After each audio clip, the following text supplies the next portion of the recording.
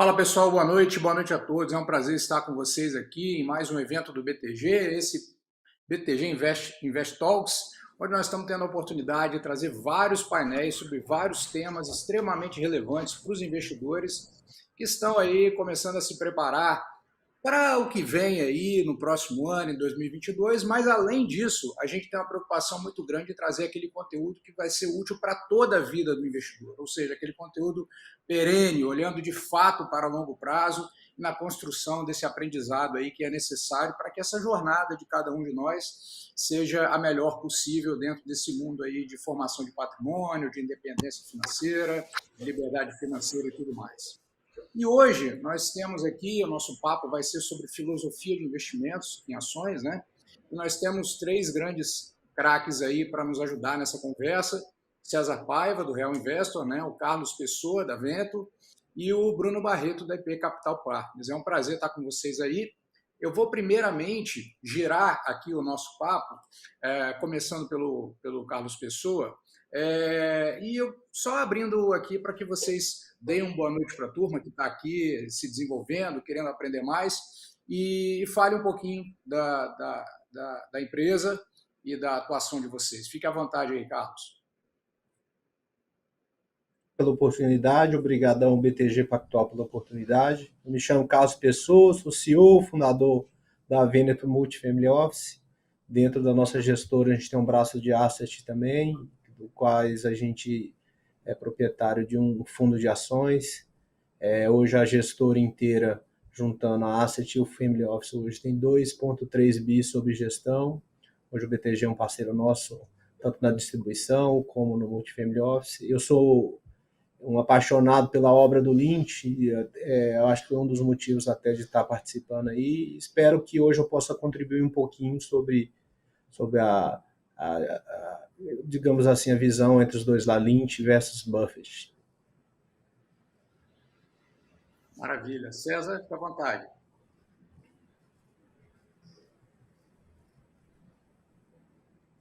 Acho que o seu microfone está desligado, hein?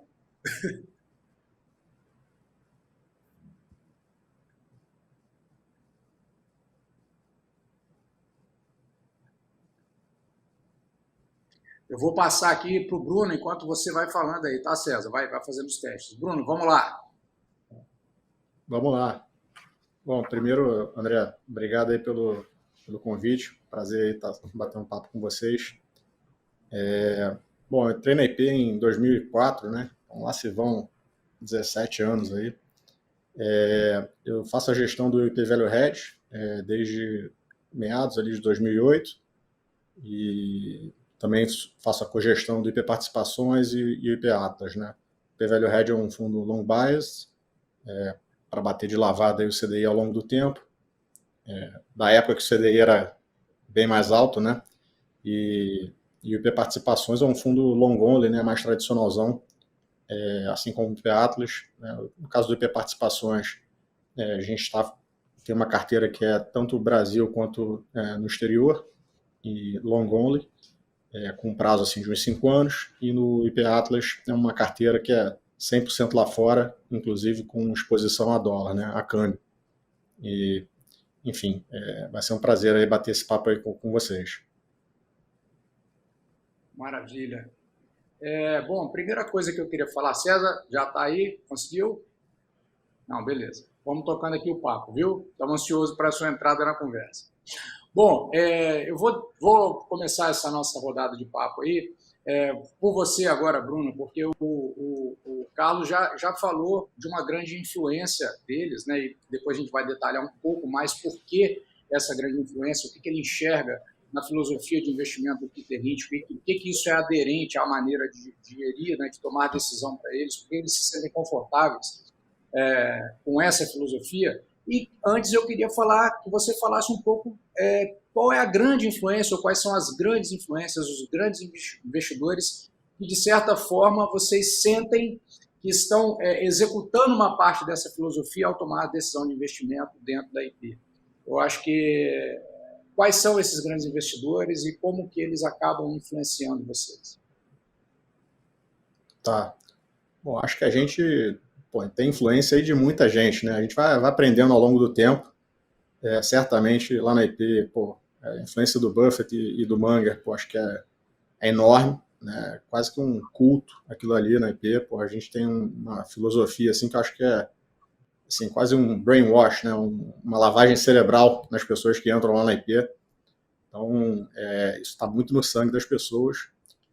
Certamente o Buffett e Munger, acho que foram aqueles que moldaram mais aí o jeitão como a gente investe. Mas assim, eu acho que o que eu acho que é mais importante aí, né, é você continuar sempre evoluindo, né? Eu acho que se você fosse operar como o Buffett operava lá atrás, né, quando ele abriu a partnership dele, querendo comprar deep value, comprar empresas aí largadas e pô, ótimas, maravilhosas e tal, a verdade é que você não conseguiria, não é nem de agora, né? Assim, de 10 anos para cá, 20 anos para cá, você já fica muito difícil, né? De vez em quando aparecem algumas coisas, obviamente, mas você vê que o próprio Buffett, ao longo da carreira dele, depois foi evoluindo para olhar muito mais qualidade versus comprar deep value, né? Empresas que estão, entre aspas, muito baratas, né? Mas que os negócios em si não são tão maravilhosos assim, né? A começar pela própria Berkshire, que pô, é um negócio texto e foi um dos piores investimentos aí do velhinho e, poxa, mas enfim, depois ele compensou com muitos outros, né? Então, acho que o importante é você estar sempre evoluindo, né? O que o Phil Fisher lá, poxa, no final das contas acabou influenciando o Buffett também, né? Além do Ben Graham, né? Mas acho que nessa segunda fase foi super importante, de você olhar muito mais para a qualidade das empresas, né? Olhar não só naquele fechamento de gap entre valor e preço, né? Que sempre converge ao longo do tempo, mas focar mais naquelas empresas onde a curva de valor, né, está muito mais inclinada, né? O valor da empresa está crescendo num rate, né, num patamar tão grande que no final das contas, se você esperar um tempo razoável, vale muito mais a pena do que você comprar um negócio que está barato pra caramba, mas não é um negócio tão bom assim, né, intrinsecamente.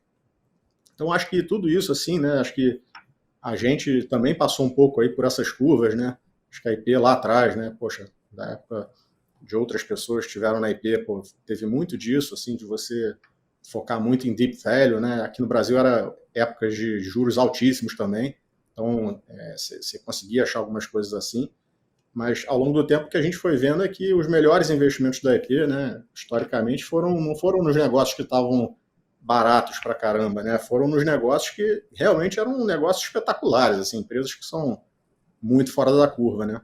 Então, também a gente ali errou muito lá atrás, pô, comprando alguns negócios que estavam baratos, mas que não estavam gerando tanto valor assim ao longo do tempo.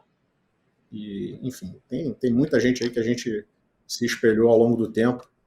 Tá difícil falar de alguns poucos, mas enfim, aqui no Brasil tem muita gente, amigos nossos, aí, pessoas que a gente aprendeu muito. Lá fora também, pô, tem vários investidores aí que a gente acompanha. Mas enfim, não sei se vale a pena ficar falando de um ou outro, que é realmente muita gente. Para ficar em um assim que a gente acompanha muito, assim, pessoas que a gente admira muito, né, que é o pessoal da Sequoia, né, não do Venture Capital, né, do fundo lá do Ruane. Então, assim, tem muita gente. É legal, assim, você aprendendo aos pouquinhos alguma coisa, né, com cada um. Eu acho que o legal disso aí é o que você comentou, existe uma evolução, né? Na verdade, o próprio Buffett de 50 anos é diferente do Buffett hoje, a influência do Phil Fisher nesse processo aí, tudo que acaba se construindo, e acho que todo tomador de decisão vem evoluindo e construindo por esses insights, novas abordagens, novas visões, né? E tentando incrementar. Acho que acaba sendo dessa maneira. O que eu acho que é muito legal isso para o investidor ter em mente, que esse processo, assim como um processo de planejamento empresarial, de desenvolvimento empresarial, não é um processo estanque, onde você tem uma fórmula de bolo que você vai por toda a vida sem nenhum tipo de evolução, sem nenhum tipo de melhoria, né? Então, acho muito legal porque é assim que, na verdade, as filosofias vão sendo construídas. É lógico que a gente tem lá a origem no Graham, e depois você vê todo mundo preenchendo lacunas, trazendo algumas ideias ali. Eu acho muito legal isso. Carlos, e aí? Fala aí para a gente do que chama a atenção especificamente na filosofia do Lynch, que você já disse que vocês são muito fãs, os aspectos principais que vocês veem diferencial assim, para a tomada de decisão de vocês. O André, a questão primordial do Lynch, que eu acho que ele é um velho investing agnóstico. O Lynch também gostava de empresas boas, excelentes, de crescimento, então tem coisa da década de 70 e 80 dele, onde ele conseguiu 15 vezes, né, que ele chama isso aí de 15 baggers, 10 baggers, né, que ele faz uma alusão com o beisebol, né, porque o beisebol, quando você bate um home run, você corre 4 bases, né? Eles chamam de 4 baggers, e ele gostava muito de beisebol, ele acaba fazendo essa alusão. Só que o Lynch era o investidor e o gestor que ele dançava conforme a música. Eu acho que são duas características muito importantes dele. Então ele caracterizava e separava e segmentava as empresas em 6 classes de ações, né? Empresas de crescimento lento, crescimento acelerado, ativos ocultos, os pagadores de dividendos, as confiáveis e as cíclicas. Ele acabava separando, segregando as 6. E eu acho que também ele fez um trabalho muito de aproximação do pequeno investidor, né? O livro dele, One Up on Wall Street, escrito em 89, foi um sucesso. Então ele fez uma, digamos assim, uma conexão e tentou mostrar que o mundo de investimento não era uma coisa tão, digamos assim, tão complicada. Então o Lynch ele faz essa conexão e ele fala, né, até que um investidor com bom senso e a cabeça no lugar, ele consegue ser melhor do que um analista e gestor e algo mais. Mas a gente aqui na Venet, a gente não tem só ele como, um pouco como o Bruno falou, como referência. A gente acha que ele é um cara fora da média, ele entregou desde 76 até 1990 e perto de 30% em dólar de retorno. Depois que ele se aposenta, e aí ele assume também o fundo de pensão da igreja dele em Boston, e aí ele tinha 300, 400 milhões, ele vai até 96, 97, entregando 40% em dólar. O Lynch realmente foi um fenômeno na história. Mas ele não é a única grande referência, então a gente gosta muito aí, eu sou muito amigo aí do César, que já vai conseguir falar aí da escola do Munger, do Buffett, do Terry Smith, né, que está muito em evidência aí agora, com o fã de Smith também. Mas eu acho assim que o grande ensinamento que o Lynch dá é que o pequeno investidor também pode fazer um bom trabalho, que você pode, com uma pequena leitura, ter uma classificação de ativos, e ele era muito focado nessas empresas de altíssimo crescimento. Então ele ganhou muito dinheiro com a Walmart, que era uma puta empresa nos anos 80, ele ganhou muito dinheiro com o Taco Bell, mas também operava coisas que, digamos assim, o velho investe tradicionalzão ele não operava. Então, por exemplo, ele ganhou muito dinheiro com a recuperação da Chrysler ali no final dos anos 80, final dos anos 70, início dos anos 80, quando a questão de juros começa a melhorar, então ele ganha muito dinheiro ali. Enfim, então a gente tem uma influência bem holística aqui, mas assim, a gente gosta do Lynch, que ele é um velho investe agnóstico, é um velho investe sem preconceito. Então, assim, um pouquinho da influência, sim, hoje na Venture, para mim, a maior influência nossa é entender ciclo, entender momento, e entender qual é o momento que você tem empresas de qualidade e qual é o momento também de você talvez estar operando algum momento de ciclo e estar se aproveitando de uma empresa em recuperação, eventualmente uma empresa de ativo oculto, enfim. Então, é um pouquinho assim da nossa filosofia aqui, sim. Acho legal que quando ele faz essa classificação, né, essas 6 classificações, classes de ativos, é muito interessante que o próprio investidor, ao reconhecer uma empresa, uma oportunidade de investimento em uma dessas 6 categorias, ele já consegue entender basicamente um pouco do risco que ele está se expondo, um pouco daquilo que ele pode esperar, né? Então eu acho que didaticamente, essa contribuição para o investidor, o simples fato de você fazer essa separação já ajuda muito, né? E uma coisa que me chama muita atenção também é aquela história que ele fala, né, que a gente muitas vezes pode encontrar oportunidades antes do próprio mercado financeiro, né? Então, com aquela nossa experiência de dia a dia, com as empresas que a gente tem contato. Tem um caso num dos livros dele que ele fala da história da meia calça, que foi colocada à venda lá no mercado antes de Da todo mundo, e a Legs. mulher dele estava indo comprar, né? Então, aquilo ali realmente eu acho que para aqueles investidores que são apaixonados por empresas, assim, que tem aquela veia empreendedora, que gosta de business, mais até do que a parte financista. E aí eu queria meio que entrar nessa conversa, porque eu enxergo as coisas meio assim. Uma parte da coisa é mais financista, olha, balanço, resultado, bababá, bababá, múltiplos e tal, se tem oportunidade de valor e outra não tem. E a outra parte é muito mais com o olho empresarial de fato, né? Então, voltando com você, fazendo a volta ao contrário agora, eu queria que você falasse o seguinte: é, é, é prático, é possível adaptar essa realidade de observação na tomada de decisão de um fundo, por exemplo? Bem, Gerar é insights sim, a partir da real, assim, do dia a dia?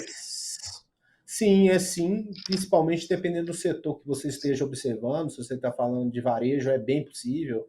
Se você quer olhar qual é a situação hoje no Via Varejo, se você quer olhar uma situação de uma empresa é, bem próxima da gente, vou dar um exemplo aqui que a gente gosta muito e surfou bastante tempo aí, locação de automóvel. Então, todo o turnaround aí que aconteceu lá, Loca América agora, que está virando Localiza. Então, por exemplo, eu aluguei carro nas três e todos os anos eu acabei alugando carro nas três para ver o que estava acontecendo. E continuo alugando carro nas três para ver o que está acontecendo. Então, é uma coisa factível, sim. Lógico, obviamente, você não vai conseguir fazer isso em todos os setores. Por exemplo, você quer entender um pouquinho o que está se passando dentro da Braskem, não vai ser possível você fazer isso. Mas quando você está falando em alimentação, é possível, varejo é possível, é, até mesmo em utilities é possível, dependendo se está falando de prestação de serviço de energia elétrica, água, esgoto, é possível você estar enxergando isso aí. Outros setores são um pouco mais complicados. Mas é nisso também que até o Buffett fala muito, né? E até o Lynch também, que eu acho que duas coisas que eles falavam muito, os dois, né? Você investir em coisas que você conhece e que estão dentro do seu ciclo de competência. Então, os dois acabavam defendendo, eu acho que se tiver uma coincidência entre os dois, é essa, né? Você investir no que você conhece. Então, até para você fazer esse teste de consumo, igual ele tem da La Quinta, que é bem famoso, né? Ele tem um hotel que o hotel acaba não tendo um restaurante, porque ele acaba sendo construído do lado de restaurantes, como redes de fast food. Então o Lynch vai lá, viaja, passa uma noite no hotel, né? Ele tem uma passagem no livro até engraçado que ele fala que pula em cima do colchão para ver se o colchão suportava o peso dele, se era gostoso, não sei o quê. E no final do dia ele acaba consumindo. A passagem do livro dele que ele fala que é da Alex, né? Que a esposa dele, às vezes o pequeno investidor fica olhando o analista, fica olhando a coisa mais complicada do mundo, tentando achar a nova na época, né, a nova Walmart, e às vezes você tem sua esposa do lado comprando a meia calça enlouquecidamente. E aí quando você vai prestar atenção na meia calça, é porque o analista falou e que sua esposa já está descartando. Então é até engraçado demais o livro dele nessas passagens. Mas sim, não todos os setores, mas é possível a gente trazer o mundo real conectando com as finanças. Beleza, maravilha. Agora eu acho que eu vou conseguir puxar nosso querido amigo César Paiva aí. César, como tá? Fala pra gente Opa, aí. tudo certo? Estão me ouvindo agora? Mil desculpas aí, a Perfeitamente. gente não conseguiu testar antes o áudio, não estava conseguindo selecionar. Bona, eu perdi um pedacinho da conversa, você quer que eu entre focando em quê? Não, eu quero que você primeiro se apresente você e o seu trabalho aí, e a gente vai te incluindo na conversa. Então tá bom. Bom, eu sou fundador e gestor da Real Investor Gestão de Recursos. Nós estamos aqui em Londrina, Paraná, na Omaha brasileira.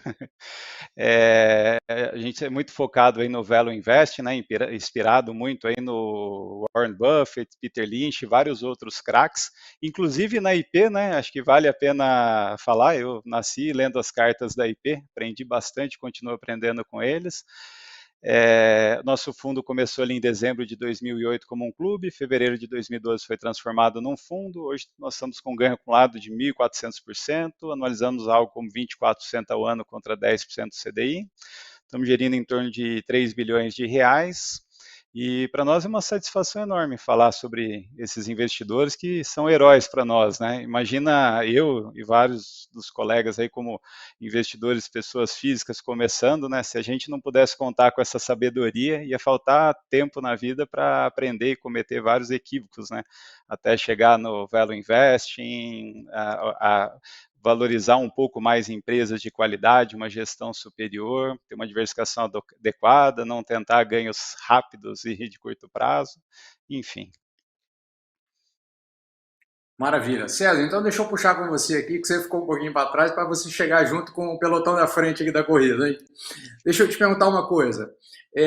Como é que você vê, você que, né, é muito fã do Buffett, aí quando eu tive aí te visitando, inclusive, na Real, lá tem o Investidor Inteligente, vários outros livros lá, todo marcado, parece que o problema desses livros é que toda vez que a gente relê, a gente marca mais um pedaço, no final não sobra nada, fica tudo marcado, né? Mas eu queria chamar um ponto para você que eu falei aqui um pouco antes sobre uma visão meio financista versus empreendedora de fato. E, por exemplo, quando a gente fala do Buffett, eu já vi coisas dizendo que no passado ele se considerava 80 Graham e 20 Philip Fisher, e hoje é mais ou menos meio a meio.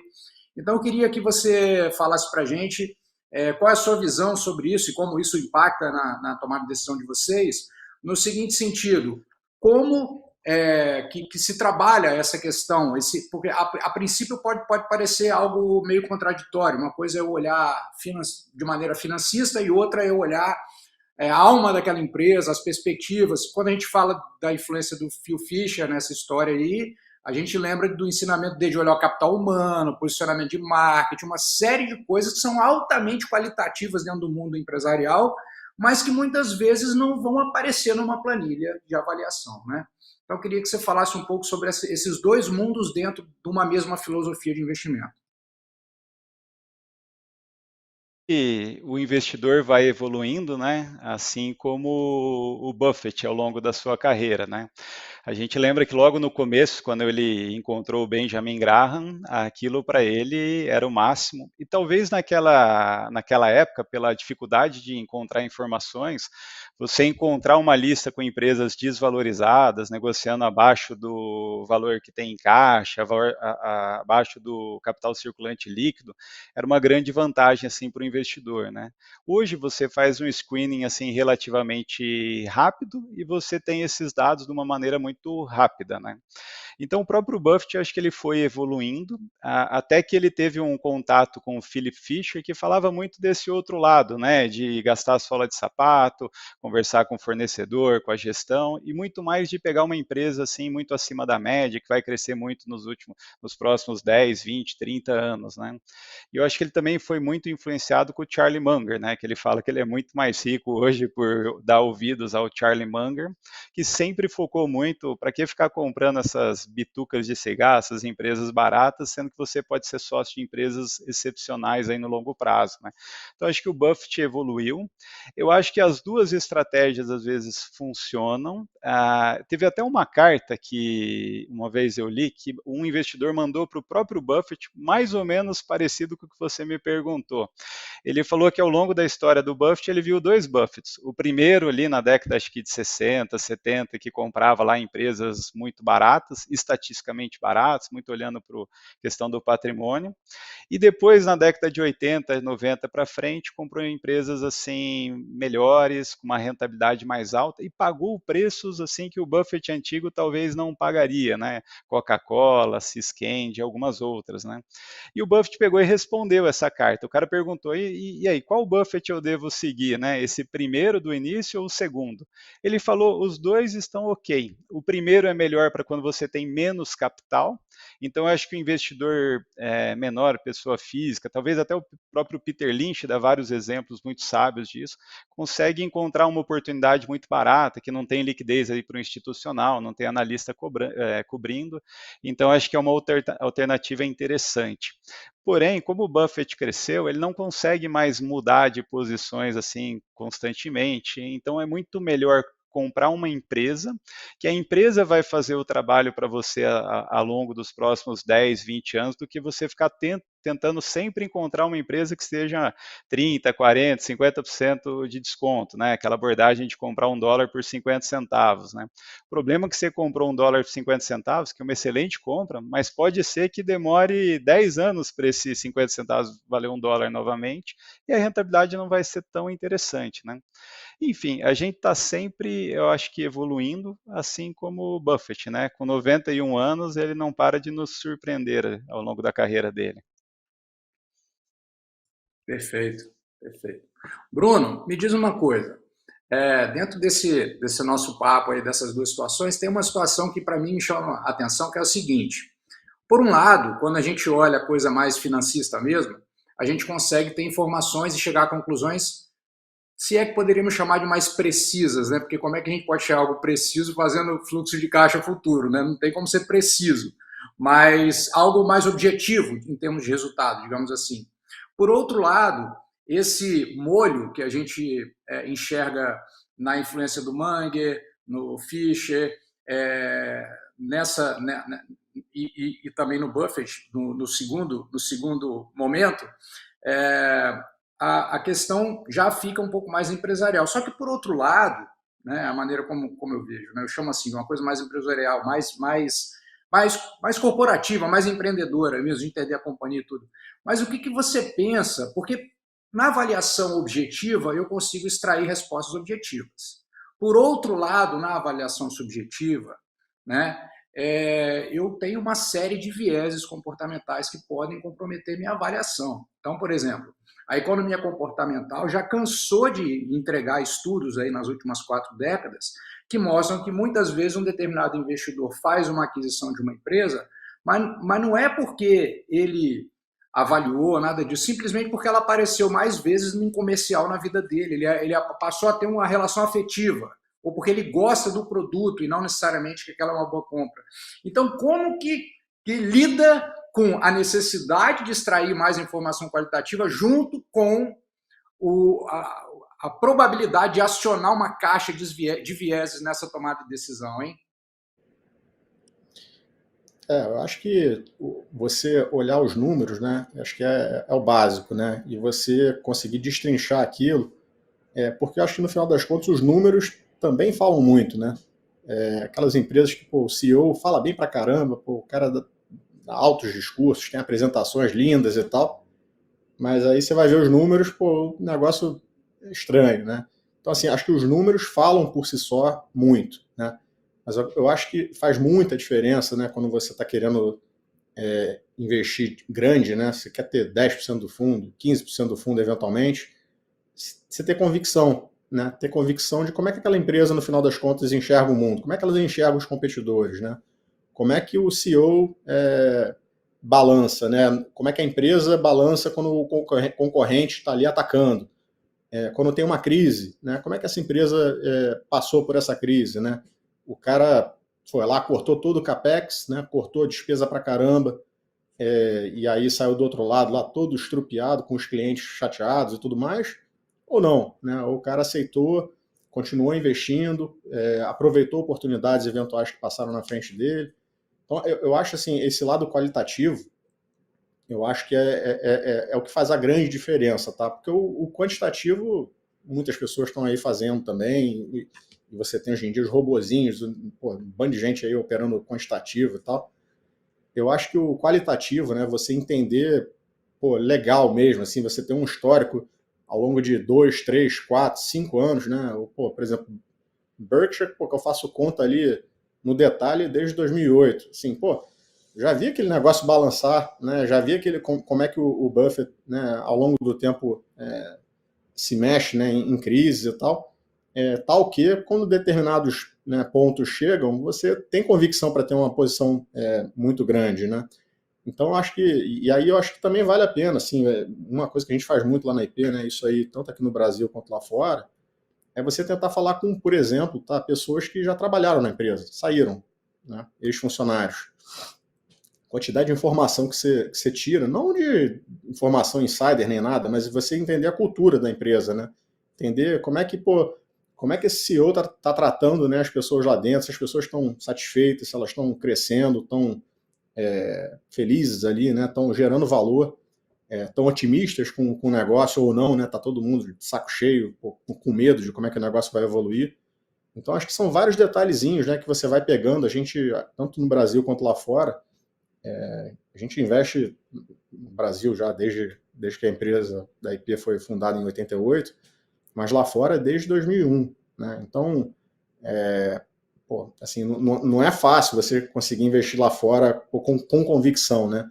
Mas eu acho que ao longo desse tempo aí, uma coisa que a gente desenvolveu, e eu acho que hoje em dia, essas sementes aí, deram muito fruto, né, ao longo desses últimos 10 anos aí, principalmente, é de você ter criado ali uma rede de contatos, né, pessoas que você consegue acionar para conversar determinado assunto e olhar a opinião das pessoas, né, cross-check, né, essas informações. Então, eu acho que esse lado qualitativo é realmente o que faz a maior diferença, né? Quando o mercado te testa e coloca a ação 20%, 30% para baixo, você tem que ter a convicção ali no momento certo para poder peitar, se for o caso, né? Se for uma empresa excepcional, que é o que a gente está sempre buscando. Maravilha, maravilha.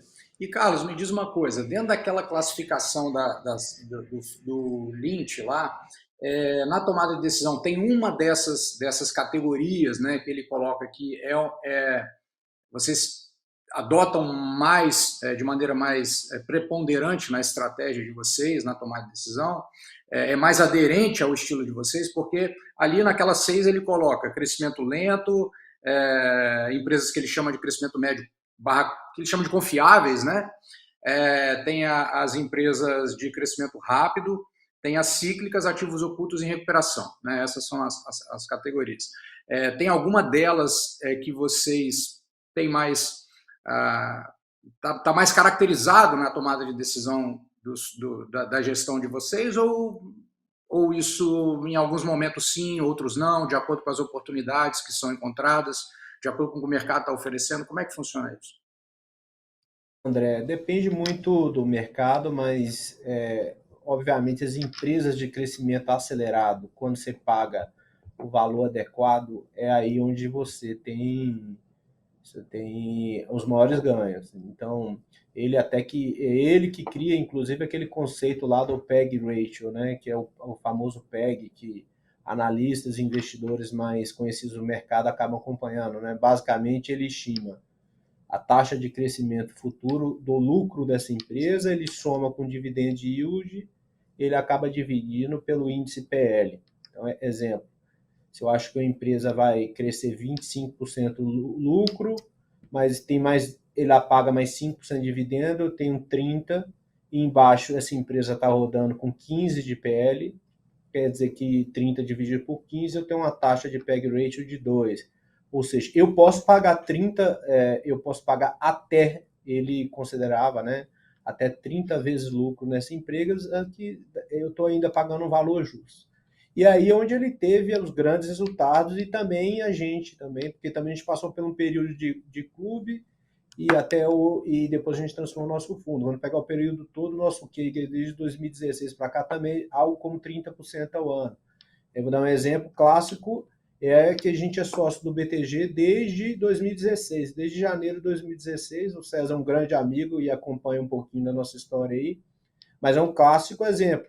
Uma empresa de crescimento que cresce a taxa de 40%, 50% ao ano, desde lá de trás, mas que sempre a gente conseguiu ver ela rodando um múltiplo de 20, 22, 23 vezes, então a gente nunca desfez da posição e sempre foi levando essa posição. Lógico que o momento do ciclo ajuda. Então, quando o país passa por um turnaround, ou seja, uma mudança, quando foi isso? Aquele período ali, 2015 para 2016, a gente teve um período onde o país passou por uma recuperação, onde foi, sem entrar em questões políticas, a gente começa a ter um ambiente mais pró-negócio, com o impeachment da Dilma, reformas, e aí você começa a ter também empresas que estavam muito largadas, e aí foi caso de Trisul, e aí foi caso de outras empresas como MRV, como Cirela e outras mais, a própria Zetec nesse período ainda estava não tão largada, então essas empresas cíclicas deram uma grande oportunidade naquele período, porque também o país passava por um turnaround, entendeu? Então depende muito do momento do ciclo. Então quem estava ali em 2015, 2016, o setor todo de properties estava abandonado, com juros lá em cima, e aí quando você começa a ver os sinais de mudança, você teve coisas assim impressionantes acontecendo no processo todo. Você teve lá a Trisul, sei lá, o César vai lembrar até melhor do que eu, mas a R$ 4 e isso indo a mais de R$ 10 em pouquíssimo tempo. Você teve as próprias estatais ou um upgrade de múltiplo, Banco do Brasil, tanto o Banco do Brasil depois da eleição, como a Eletrobras, como Petrobras. Então depende muito do momento do ciclo. Por exemplo, 2019 foi um ano excelente para a gente, excelente. Aquele ano, quem teve foco ali em empresas de crescimento acelerado ganhou muito dinheiro. O ano passado já foi um ano bem mais complexo por causa do Covid, e aí talvez quem teve um posicionamento mais cíclico em empresas exportadoras se deu melhor um pouco, talvez o mesmo cenário para esse ano que vem acontecendo. Então, assim, no geral, a gente gosta desses grandes negócios que a gente carrega por muito tempo, que é um crescimento, e eu acho que isso bate um pouco lá com o Buffett. Então, por exemplo, Loca América, desde lá de trás a gente carregou. Simpar, quando era JSL lá, a gente também vem carregando desde então, que é isso que a gente gosta demais, mas depende muito do momento, depende do mercado, depende de outras questões. Mas basicamente as empresas de crescimento acelerado que a gente gosta mais. Perfeito. César, eu queria que você comentasse para mim que isso eu acho que vai muito na alma ali do investidor, principalmente o investidor iniciante que está aprendendo, está tendo um primeiro contato, seja ele quando ele está tomando a decisão diretamente ou quando escolha de ativos, né, tá por investindo dessa maneira, ou seja ele escolhendo fundos, que eu acho que é uma coisa que fica muito difícil de compreender, embora intelectualmente todo mundo entenda que o investimento tem um prazo, precisa de maturação e tal, mas às vezes quando a gente fala porca tosse o rabo, aí o cara se desespera, né? Então eu acho que isso vale a pena a gente comentar um pouquinho também, porque é a questão do cara fazer uma alocação de investimentos correta com aquele capital de longo prazo sendo efetivamente de longo prazo. E aí uma das influências aí, né, o Phil Fisher, ele fala muito de uma questão que é a formação de preço por meio do consenso do mercado financeiro. Na verdade, é o seguinte, não é que eu encontro uma empresa que está subavaliada e que aquilo, só o fato de eu fazer essa compra vai me trazer o retorno porque ela vai convergir. Depende que haja um consenso também de todo o mercado financeiro entender que aquilo ali de fato vale mais. E aquilo pode levar um tempo, os resultados vão aparecendo, tal, e aquilo que o Pessoa falou aqui agora, algumas que estavam meio largadas, me remete sempre a essa ideia, tem a oportunidade, tem ali, só que o consenso vai tomando consciência, né, e vai fazendo com que aquilo evolua. Então, como é que o investidor deve pensar nesses aspectos, no sentido de ter a paciência de deixar o longo prazo acontecer? Que mensagem você daria para esse investidor? Bom, André, eu acho que quando você vai investir em ações numa empresa, você tem que investir com a mesma mentalidade de quem está abrindo um negócio, comprando um terreno. Acho que apesar da gente ter aquela liquidez no dia a dia, a gente tem que comprar pensando no horizonte aí de pelo menos de 3 a 5 anos, né? E no longo prazo, se o negócio vai bem, a receita cresce, os lucros crescem e tem uma boa rentabilidade e você pagou um preço razoável, a ação vai para o mesmo lugar, né? Quer dizer, vai crescer também.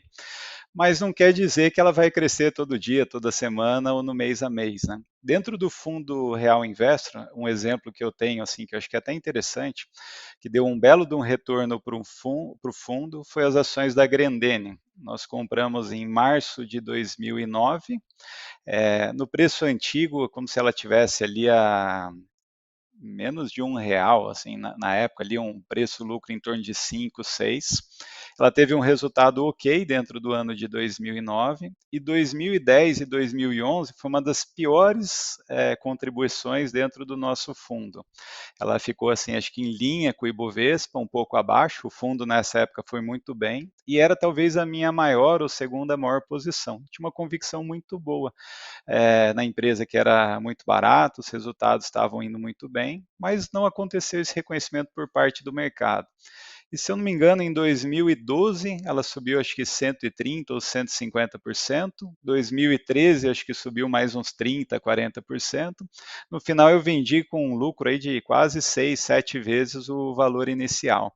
Só que durante 2 anos o mercado foi contra e ela não tinha o devido reconhecimento assim pelo mercado, né? Então acho que você tem que ter paciência.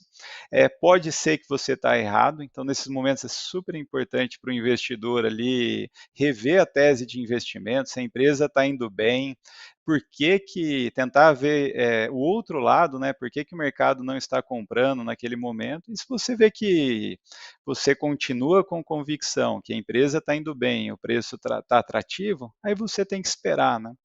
No passado, acho que até o Benjamin Graham foi interrogado, acho que no Congresso americano, e tem uma passagem que perguntam para ele, quando ele explica a questão do value investing, né, que, digamos que você encontrou uma empresa que o valor é 20 e você está pagando 10, quando que você vai lá buscar os seus 20, né? Ele falou, eu sei que por experiência, se eu fizer uma análise sensata, o preço vai encontrar o valor.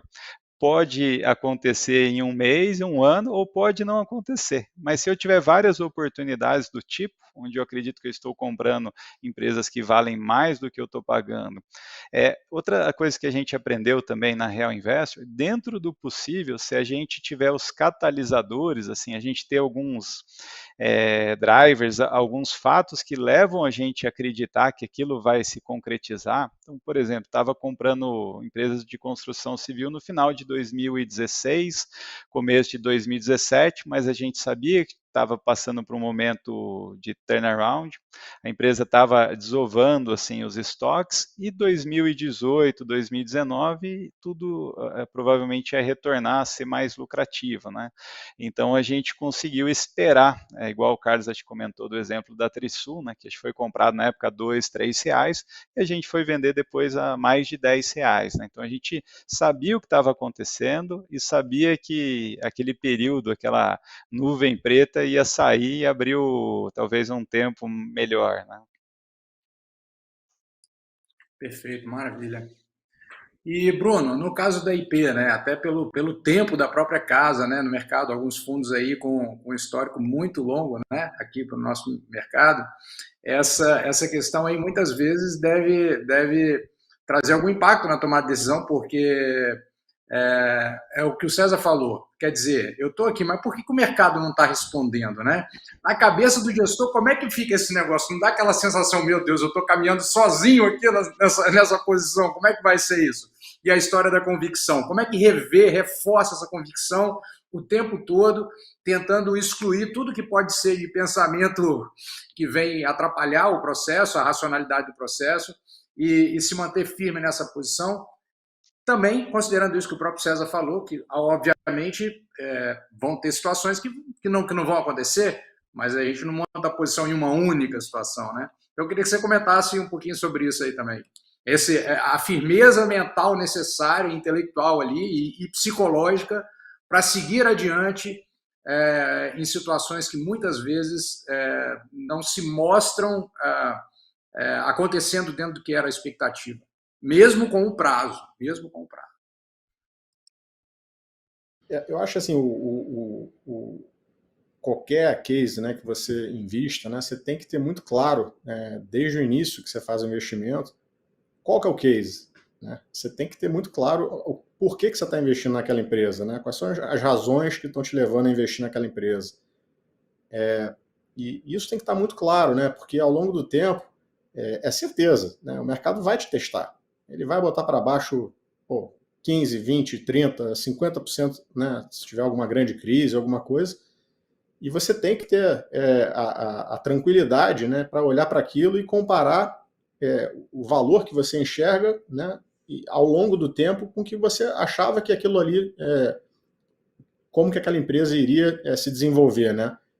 Eu acho que o mercado, né? O que o mercado está fazendo com o preço da ação, eu acho que muitas vezes acaba servindo um pouco de alerta para a gente, né? Porque a gente tem que estar sempre se perguntando onde é que eu estou errando, onde é que eu posso estar errando aqui, né? E isso a gente faz muito, assim, é uma coisa que no dia a dia a gente mesmo, né, tá sempre se perguntando o que essa empresa aqui, eventualmente não vai entregar, né? O que alguém do mercado aí tá tá preocupado que eu não estou vendo?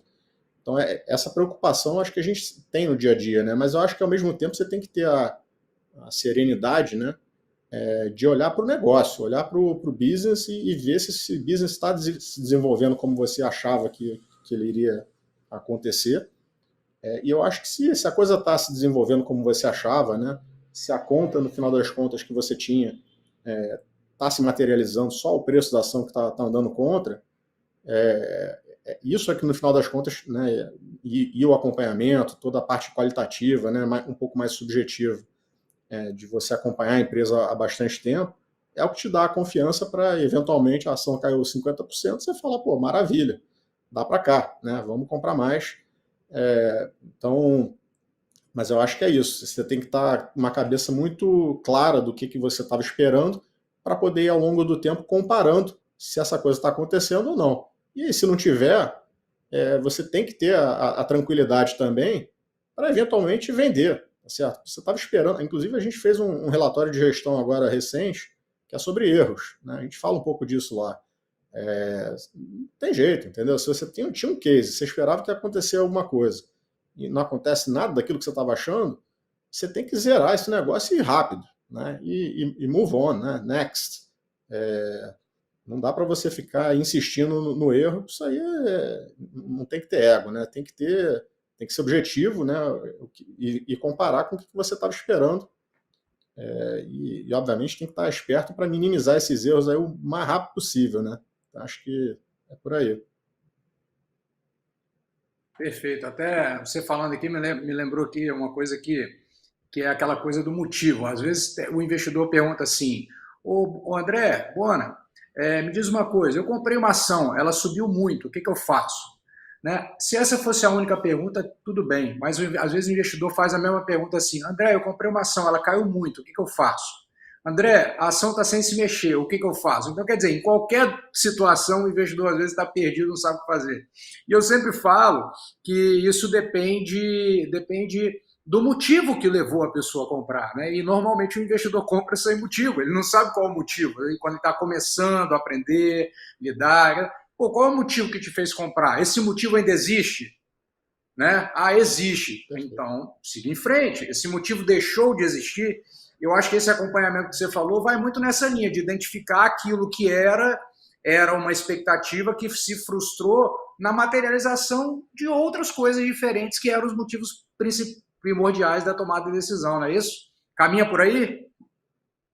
É isso aí. É isso aí. E, quer dizer, e se o negócio tá indo muito bem, pô, aproveita, cara. Aproveita que, pô, aí sim que você tá... Né? As pessoas, ao longo do tempo, né, cara, elas tendem a confundir muito ali, né, volatilidade com risco, né?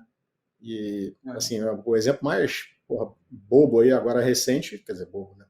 Foi super duro, mas no meio da pandemia, né, é muito óbvio, né, de você ver isso, né, que naquela época, apesar de todos os riscos e tudo mais, que a gente tinha na física, né, e medo e tudo mais, se você era um pouquinho otimista aí com a humanidade, com o fato que as pessoas ao longo do tempo conseguem passar por cima, né, dessas dificuldades, nas boas empresas, putz, você tinha umas oportunidades assim que não apareciam há quase 10 anos, né? Então, o risco naquele momento ele era muito pequeno, né? E o retorno potencial era muito alto.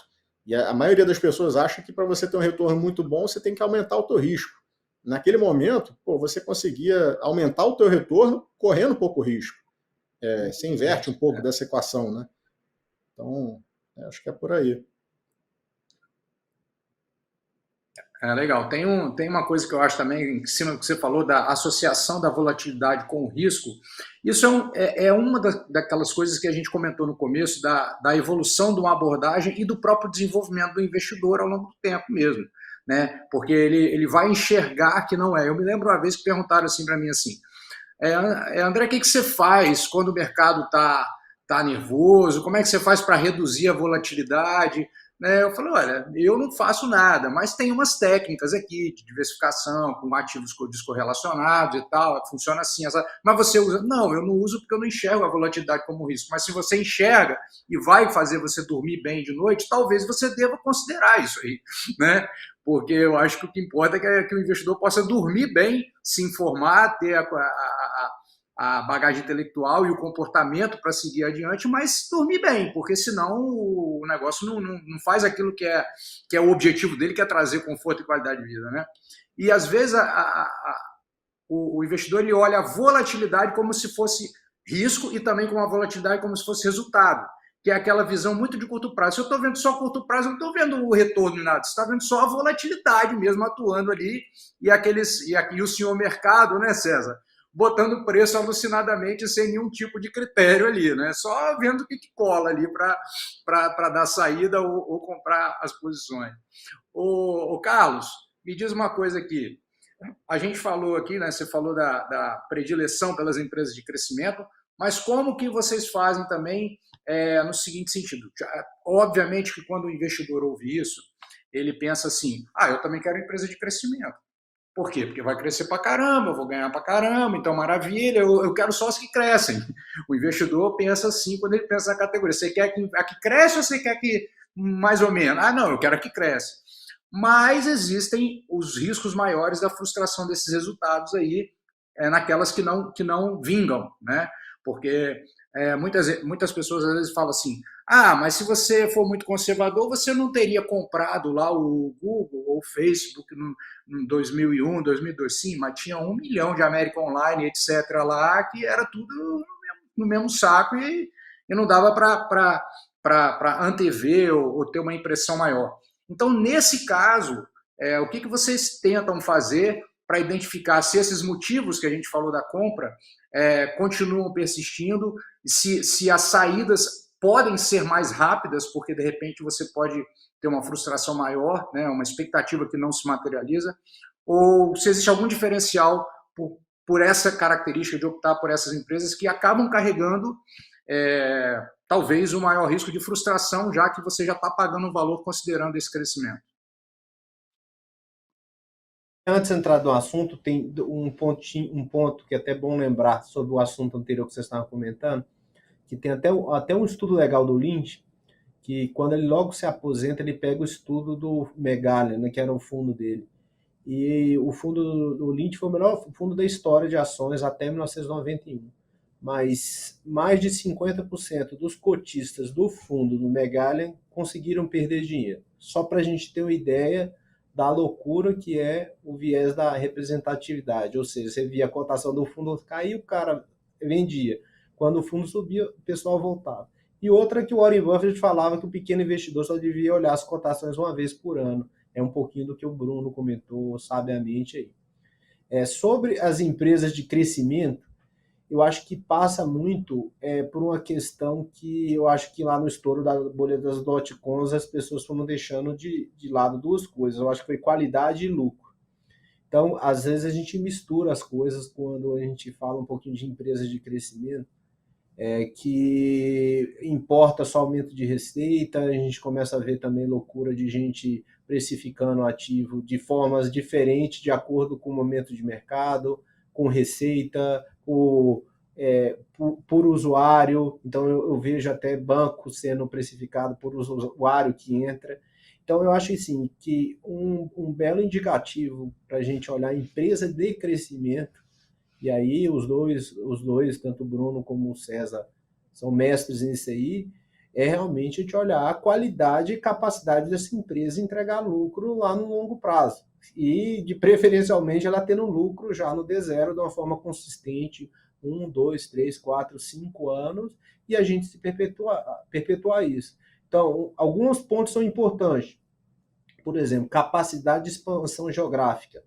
Então, o Walmart ali no começo dos anos 80, que é um exemplo bom do que a gente possa pegar aí do Lynch, ele tinha os Estados Unidos inteiro para replicar o modelo dele, não só ali no meio oeste, ali no sul dos Estados Unidos, no meio oeste.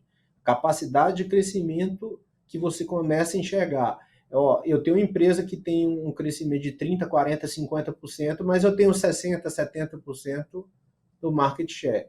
Eu tenho um problema. Eu vou dar um exemplo clássico aí, Ambev.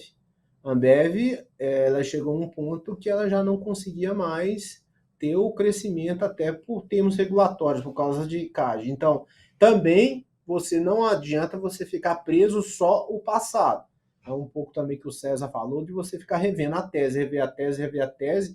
Uma empresa de crescimento, uma empresa de qualidade, você tem que ver até onde pode ir. E aí você tem algumas surpresas nessa história toda. Por exemplo, o McDonald's ele chegou a um ponto ali no final dos anos 80, início dos anos 90, que o mercado todo começou a achar e questionar a tese. Aí ela veio com café da manhã, depois ela veio com drive-thru, depois ela veio com sobremesa.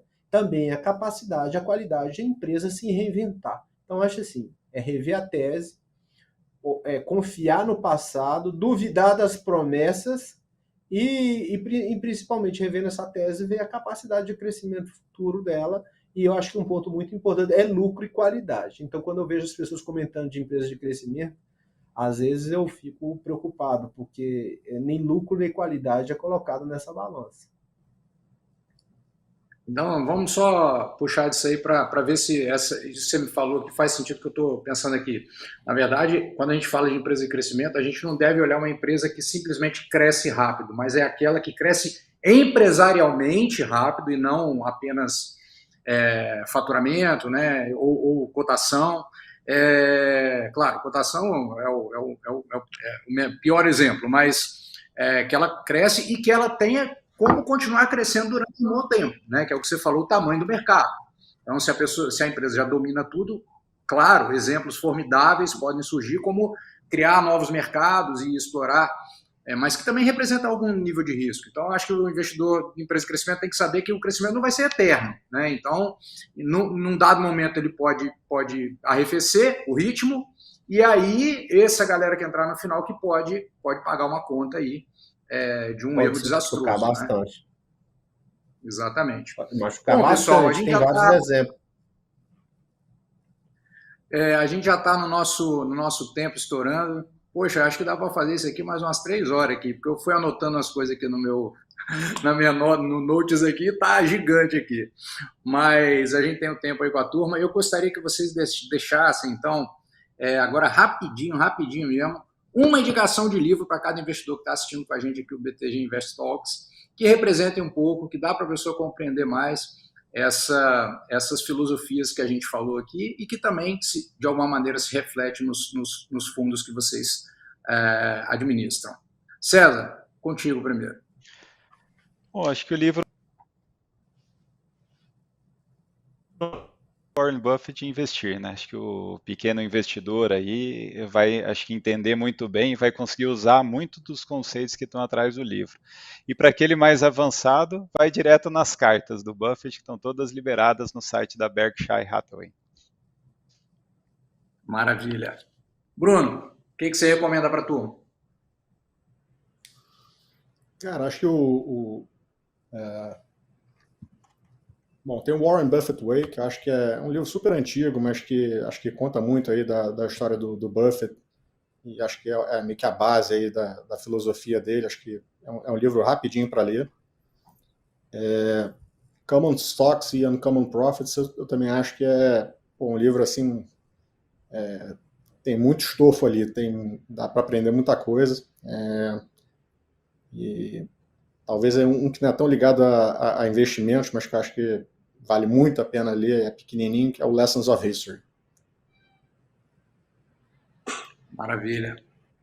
Carlos, você, quais são suas indicações aí para a turma? Em relação à trajetória do Lynch, eu acho que um livro muito legal, ele foi até publicado recentemente, é 100 Beggars, Stock Then Return, 100 to 1 and How to Find Them, do Christoph Mayer. É sensacional esse livro. Quem nunca leu devia ler. É muito até, acho que mistura um pouquinho Lynch com Buffett, são montar posições de empresas de qualidade, de crescimento por 10, 15, 20 anos a fio, entendeu? Então, isso é uma coisa bem legal, uma mistura aí um pouco do Buffett com o Lynch desse livro. E um livro, para quem nunca leu e para quem tem os vieses, eu acho que o Rápido e Devagar, eu acho um livro sensacional que mudou minha vida. Sensacional mesmo. Bom, eu vou então dar uma sugestão também, fininho, para ler rapidinho, um dia só que estiver em algum lugar esperando, ou no avião, algum lugar assim, do Phil Fisher, o Investidores Conservadores Dormem Tranquilos. Eu acho que esse livro é bem legal, porque dá uma visão bem empresarial desses fatores qualitativos que a gente comentou aqui ao longo do nosso bate-papo aqui.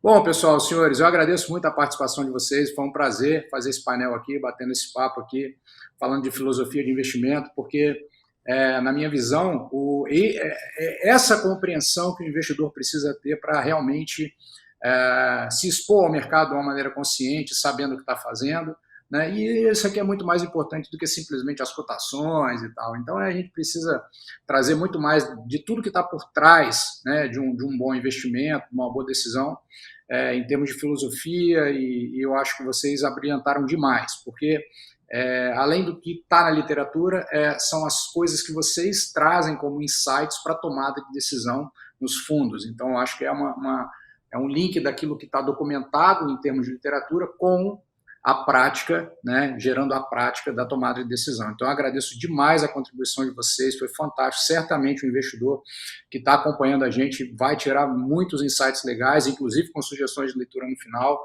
Agradeço demais e quero convidar a turma aí que está inscrita aí no BTG Invest Talks também, para amanhã, né, continuar acompanhando o evento, recebendo as informações. Hoje tivemos 3 painéis maravilhosos e amanhã a gente continua nessa jornada de informação extremamente rica e de valor para que todos possam tomar as melhores decisões sempre. Obrigado, Carlos. Obrigado, Bruno. Obrigado, César. Foi um prazer estar com vocês aqui nesse painel.